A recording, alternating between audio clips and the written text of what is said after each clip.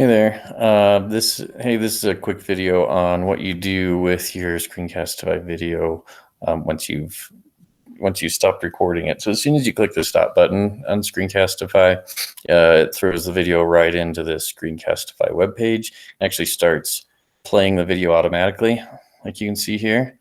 You can just pause that if you want, and then over on the right here, it shows how long it shows it saving it to Google Drive. If it's a big video, it might take a while.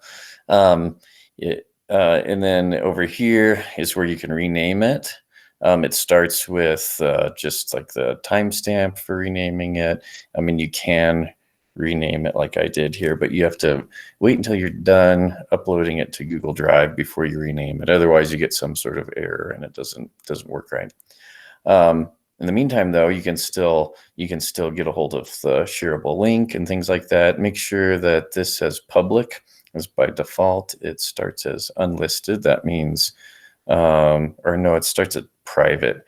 That means only you can view the video. You should probably make it public at our domain here. And then you click on copy shareable link, and you can paste it into an email or Google Classroom or wherever you need to share it. It's just a shareable link. It is also saved under Google Drive in the Screencastify folder. If you click on this link here that says View and Drive, it'll pull up the video as soon as it's processed. But if you want to find the actual Screencastify folder, it's under your drive and just Screencastify. And the videos are all listed just by timestamp unless you went in and rename them, and then they're renamed there. So yeah, that's you can share it straight to the classroom once it's uploaded to Google Drive.